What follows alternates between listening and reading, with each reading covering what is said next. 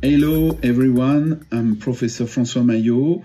I'm an internist and I'm working in the University Hospital of Tours in France. I have professional activity about inborn metabolic disease in adults, and I'm very happy to present to you this topic about inborn metabolic disease and auto-inflammatory disease. Are there any links between these two groups of disease? I have no links of interest regarding this presentation. So the plan of what I'm going to present today relies on four main questions. The first question is about what are we talking about when we talk about systemic auto-inflammatory disease and inherited metabolic disease. So we will see very quick definition of this disease, and I will explain if it's needed what is an inborn metabolic disease. The second question that you can start to try to answer is, do you know one inflammatory disease from metabolic origins? I think you know, but we will see that. And from this question, we will move to the third question. Are there any other inflammatory disease from metabolic origin? And now we will move to the, from this point, we'll move to the last question and the most difficult question. Can an inborn metabolic disease mimic an auto-inflammatory disease? Yes or no? That means if you have a patient who presents with some symptoms of auto-inflammatory disease, can it also be a metabolic disease? And I will give you my conclusions at the end of the presentation, of course. So what are we talking about? If you consider auto-inflammatory disease, this is a group of disease in which there is an abnormal activation of innate immunity in the absence of infections or autoimmunity. Most of these diseases are monogenic, like the familial Mediterranean fever, but there are many others. But they are not only from genetic origins. For example, Still's disease or Schnittler syndrome are not monogenic.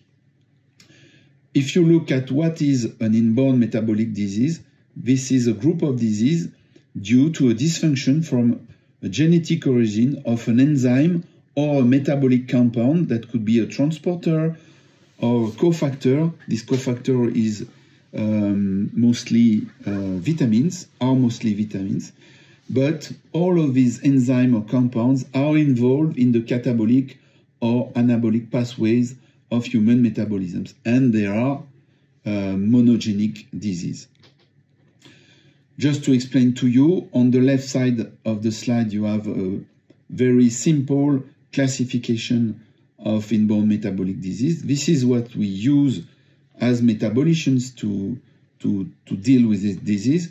But what is more important for you to understand is to look at the right side to get the basic principle of what's going on in a metabolic disease. If you consider an enzyme and its cofactor on top of the panel, the enzyme, when it works, is able to transform the compound A to compound B. If there is a mutation in the gene of this enzyme, the enzyme will not be able to transform. If the deficiency is very severe, the enzyme will not be able to transform compound A to compound B.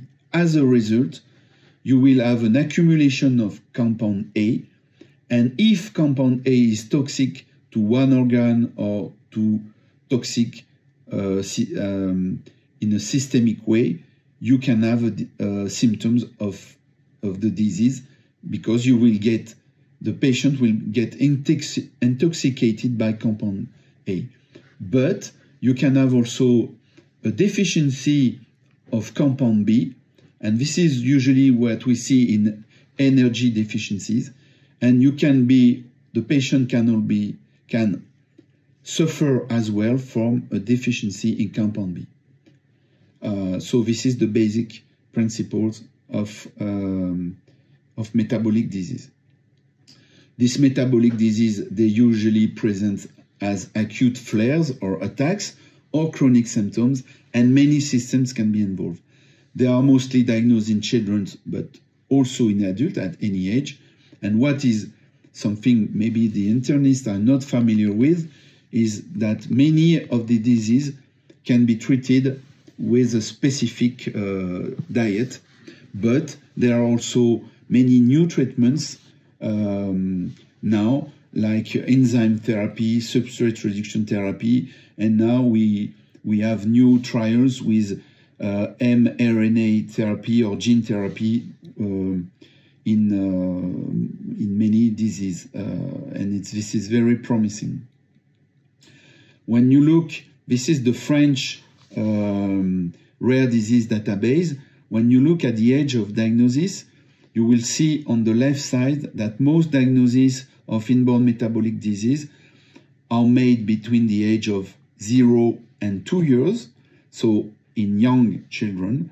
But still, if you consider the left part of the graph about the patients above 18 years, you can see that almost 55% of the patients can be picked up at the adult age, and sometimes very lately in life, and we have the experience of that in our center.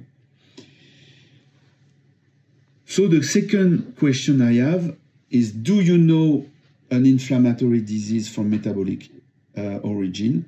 Yes, you know, there is one, and this is the mevalonate kinase deficiency. The mevalonate kinase is an enzyme involved in the synthesis of cholesterol, not only, but mostly cholesterol, and you have on the left side the symptoms of this auto-inflammatory disease, which is really from a metabolic origin. Why?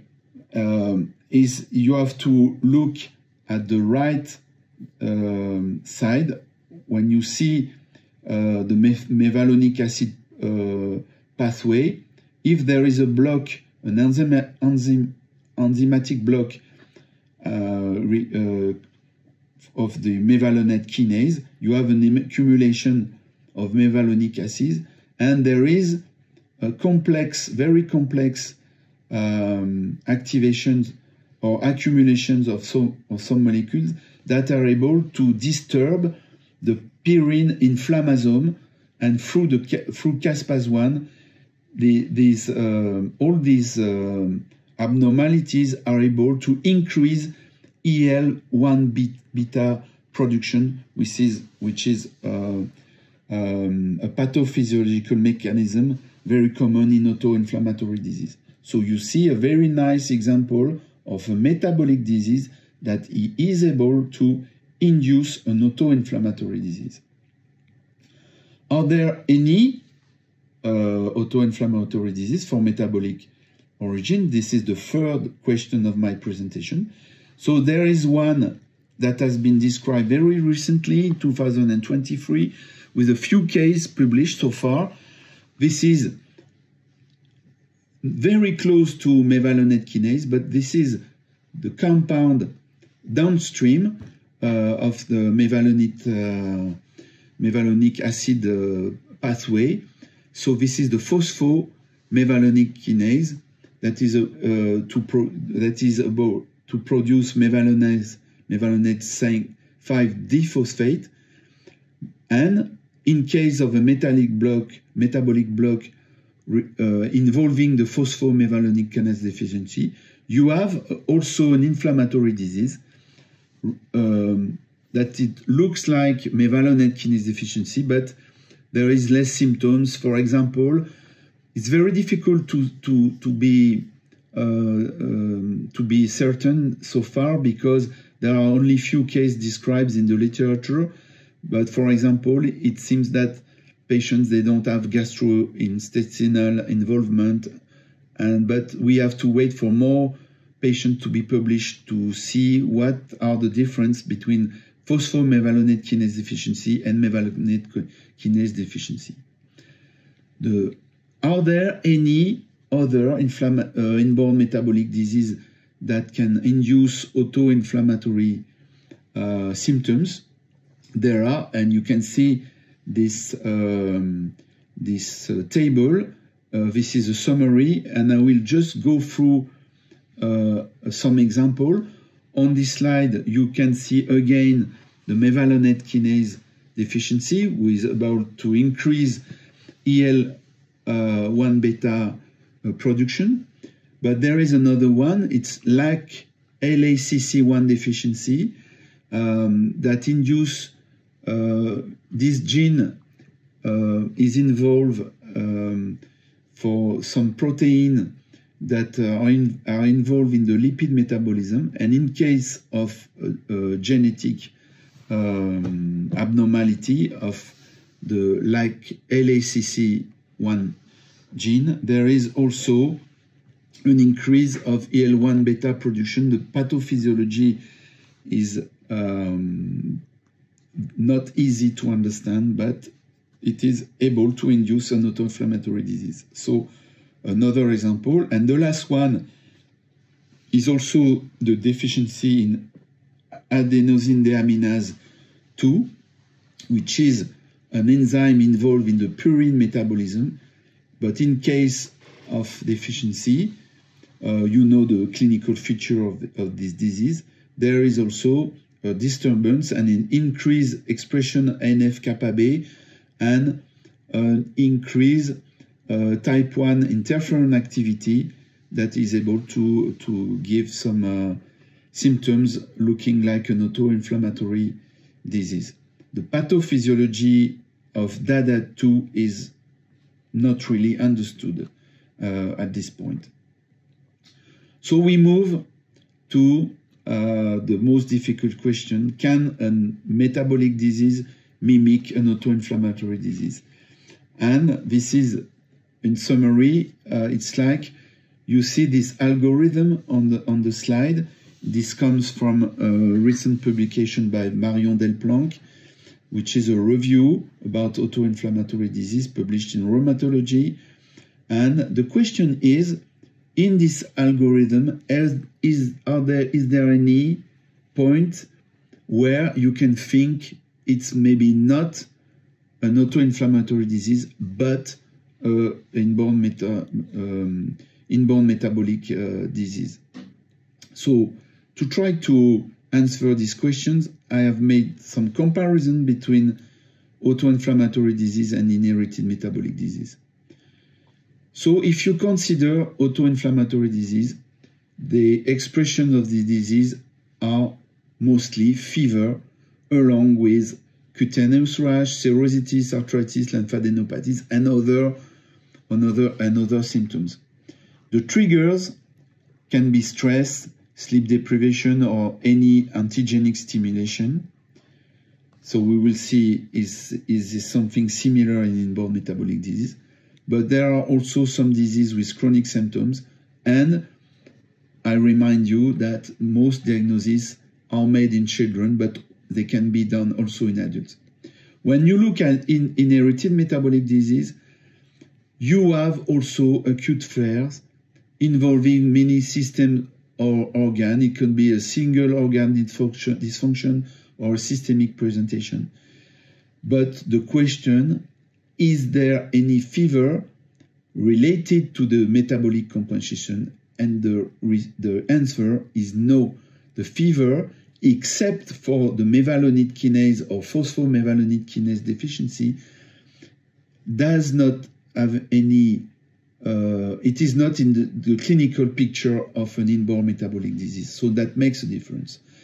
But if you look at the triggers, to summarize the things, mostly the trigger of a metabolic decompensation is any catabolic state that could be able to disturb the metabolic balance. And in this catabolic state, you have infectious disease that can manifest through fever. So you see that you can have like people having some metabolic decompensation with fever. So is there any possible overlap between the IAD and IMD? That is the question. There are also chronic forms of the inborn metabolic disease, and as the auto-inflammatory disease, I showed you from the French database that most patients are diagnosed in childhood, but also we can also pick up some adults.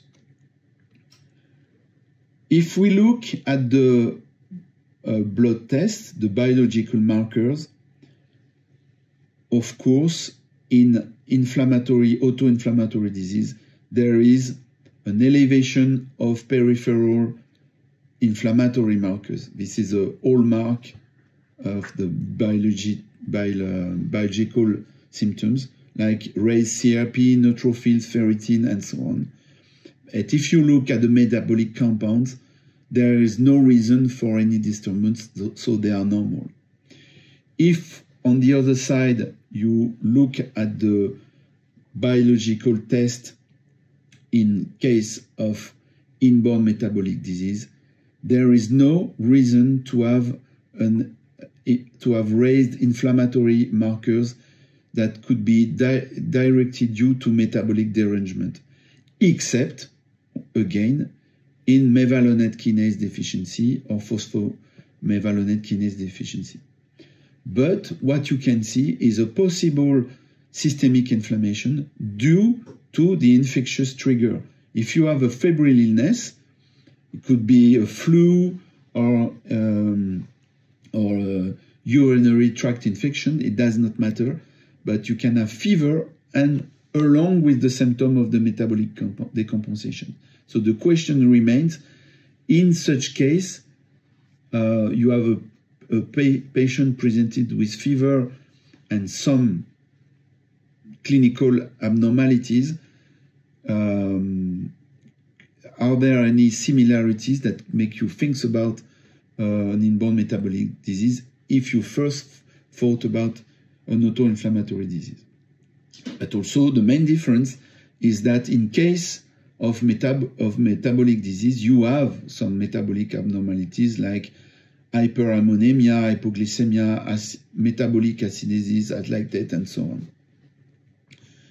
So, but the question, I think the core of the question is the question of fever and inborn metabolic disease, because this is true that recurrent attacks of inborn metabolic disease can be provoked by febrile illness and may theoretically mimic auto-inflammatory disease, but to my what I think is that the clinical history may be suggestive, but the clinical feature of the metabolic disease and auto-inflammatory disease are usually very different. And I will show you an example. This is a patient that we pick up with a metabolic disease at the end of 22. So it's a female patient. She was age 69, and she had, from the age of 12 years, some recurrent episode of intense muscle pain associated with fever. And during her life, she had like around 5 or 6 attacks. She was admitted in our unit for a suspicion of myositis in December 22 because she has a febrile urinary tract infection. She was admitted in a private hospital, and she has been referred to our service because she had intense muscle pain. She was unable to walk, and she has a rhabdomyolysis with CK who were like more than 60,000 units per liter. And she improved very quickly, which is quite unusual in myositis. Because of this history of muscle pain along with fever, and this recurrent attack during her life, I thought that it could be beyond the fever presentation, a metabolic disease, and I prescribed some exploration, and the acyl carnitine profile was suggestive of CPT2 deficiency, which is involved in the fatty acid oxidation into the, so the CPT2 is able to transfer fatty acid into the mitochondria to get into the fatty acid oxidation pathway and to provide some energy. So this diagnosis was confirmed by the genetic analysis. So if you think at this case, you can see, well, we could have suspect an auto-inflammatory disease because of recurrent attacks of fever. But if you look at the story, I estimate that the free intervals between attacks were very long, and it's something very unusual in auto-inflammatory disease, except maybe from if you consider still disease, and mostly she has no signs of auto-inflammatory disease. I mean the common signs that I have summarized on this slide. This is from the Marion Delplanque publication, and you see the patient, she had no rash, she has no chondritis, no livedo, not buccal aphthous lesions. So any signs of auto-inflammatory disease. And I can tell you that what you see on this slide, we never see such signs in metabolic disease. Just something quick about chronic symptoms. For me, there is a big difference because what I teach to students, if you have a patient with systemic chronic symptoms, he has no inflammation or she has no inflammation or autoimmunity, you have to think metabolic.